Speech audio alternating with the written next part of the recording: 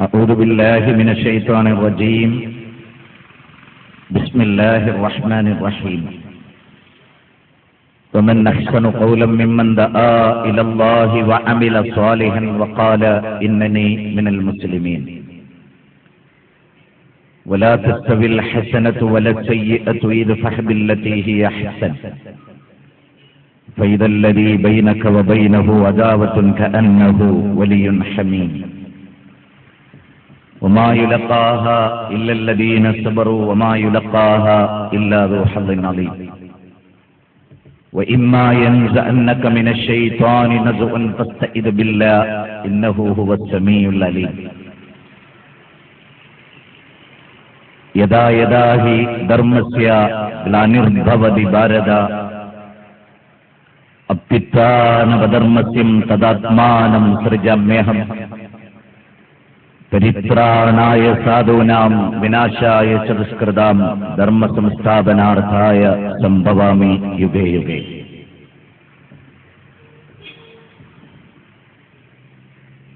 വേദിയിൽ ഉപവിഷ്ടരായ മാന്യ സഹോദരന്മാരെ,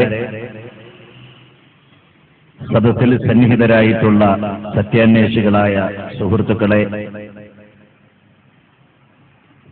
ഈ സായം സന്ധ്യയുടെ മനോഹരമായ കിരണങ്ങളേറ്റുകൊണ്ട് കടകളിലും പരിസര പ്രദേശങ്ങളിലുമെല്ലാം സന്നിഹിതരായിട്ടുള്ള സത്യാന്വേഷികളായ സുഹൃത്തുക്കളെ, ലോകഭൂപടത്തിൽ കേരളമെന്ന് പറയുന്ന തലസ്ഥാനത്തിലെ വളരെ വിദൂരമായ സംസ്ഥാനത്തിന്റെ ഇങ്ങേയറ്റം മഞ്ചേശ്വരം ഉൾക്കൊള്ളുന്ന ഈ പ്രദേശം ഒരു സൂചിപ്പൊട്ടുപോലെ ലോകഭൂപടത്തിൽ രേഖപ്പെടുത്തി കിടക്കുന്ന സ്ഥലമാണ്. ആകാശത്തിന്റെ ചുവട്ടിൽ ഭൂമിക്ക് മീതെ 700 കോടി മനുഷ്യർ ജീവിച്ചുകൊണ്ടിരിക്കുന്നുണ്ട്. ഞാൻ ഈ എഴുന്നേറ്റ് നിന്ന വളരെ ചുരുങ്ങിയ ഈ സമയത്തിനുള്ളിൽ 100-ലധികം കൊലപാതകങ്ങൾ ഇന്ത്യയിൽ തന്നെ നടന്നിട്ടുണ്ടാവാം. അനവധി ഗർഭിണികളായ സ്ത്രീകളുടെ ഗർഭപാത്രത്തിൽ നിന്ന് പിഞ്ചു പൈതങ്ങൾ ഭൂമുഖത്തേക്ക് വന്നിട്ടുണ്ടാവാം. ഒരേ സമയത്ത് തന്നെ നന്മയും തിന്മയും ലോകത്തിന്റെ നാനാഭാഗങ്ങളിൽ നടന്നുകൊണ്ടിരിക്കുന്നു, ഇപ്പോഴും ഇനിയും നാളെയും ഒക്കെ. ലോകത്തിന്റെ ചരിത്രം ഏത് കാലഘട്ടത്തിലും അങ്ങനെയായിരുന്നു. അവിടെ നിന്നാണ് മതം മനുഷ്യ നന്മക്ക് എന്ന വിഷയത്തെ സംബന്ധിച്ച് നമ്മൾ നോക്കിക്കാണുന്നത്. നന്മയെ സംബന്ധിച്ചും തിന്മയെ സംബന്ധിച്ചുമുള്ള ചർച്ച ജന്തുലോകത്ത് നിലനിൽക്കുന്ന ഒരു പ്രതിഭാസമല്ല. മനുഷ്യലോകത്ത് മാത്രം നിലനിൽക്കുന്ന വളരെ പ്രധാനമായ ഒരു ചർച്ചയാണ് എന്താണ് നന്മ, എന്താണ് തിന്മ എന്നുള്ളത്.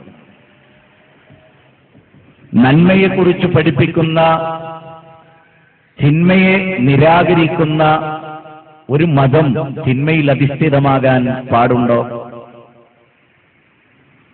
വളരെ പ്രധാനമായ ഒരു ചോദ്യമാണ് ഞാൻ ആദ്യമായി ഈ ശ്രോതാക്കൾക്ക് വേണ്ടി ഉന്നയിച്ചിട്ടുള്ളത്. മതമാണ് ലോകത്ത് നന്മ എന്താണ് എന്ന് പഠിപ്പിച്ചിട്ടുള്ളത്. ഭൗതിക പ്രത്യയശാസ്ത്രങ്ങൾ എന്ത് നന്മ എന്ത് തിന്മ എന്ന് പഠിപ്പിച്ചിട്ടില്ല. നിങ്ങൾ ആലോചിച്ചു നോക്കൂ, നമ്മുടെ കേരള സംസ്ഥാനം ഭരിക്കുന്നത് കമ്മ്യൂണിസ്റ്റ് പ്രസ്ഥാനത്തിന്റെ ആചാര്യന്മാരാണ്. നിങ്ങൾ അവരോട് ചോദിക്കുക, മതം നൽകാത്ത എന്തൊരു നന്മയാണ് നിങ്ങൾ ലോകത്തിന്റെ മുമ്പിൽ വെച്ചിട്ടുള്ളത്? ലോകത്ത് നന്മ എന്ന് ഭൗതികവാദികൾ, രാഷ്ട്രീയക്കാർ വിളിക്കുന്ന ഏത് കാര്യത്തെയാണ് മതം നിരാകരിച്ചിട്ടുള്ളത് എന്ന് നിങ്ങൾ ചിന്തിച്ചു നോക്കൂ. ഇവിടെയുള്ള ഭൗതികവാദികളും മതവാദികളും എല്ലാം വസ്ത്രം ധരിക്കും. എന്തിന്റെ അടിസ്ഥാനത്തിലാണ് ആളുകൾ വസ്ത്രം ധരിക്കുന്നത് നിങ്ങൾ ആലോചിച്ചു? കുരങ്ങിൽ നിന്നുണ്ടായ മനുഷ്യൻ ആ കുരങ്ങ് ജീവിതത്തിൽ എപ്പോഴെങ്കിലും വസ്ത്രം ധരിച്ചിട്ടുണ്ടോ? ഇല്ല. ജന്തുക്കൾ ആരെങ്കിലും നഗ്നത മറയ്ക്കാൻ വസ്ത്രം ധരിച്ചിട്ടുണ്ടോ? അവർക്ക് വേണ്ടി ടെക്സ്റ്റൈൽസുകളുണ്ട് ലോകത്ത്? ഇല്ല. ഫാക്ടറികളുണ്ടോ? ഇല്ല. യൂണിവേഴ്സിറ്റികളുണ്ടോ? ഇല്ല. ഡീംഡ് യൂണിവേഴ്സിറ്റികളുണ്ടോ? ഇല്ല. സയൻസ് കോളേജ് ഉണ്ടോ? ഇല്ല. ഏതെങ്കിലും ഒരു ഗവേഷണാലയങ്ങളുണ്ടോ? ഇല്ല.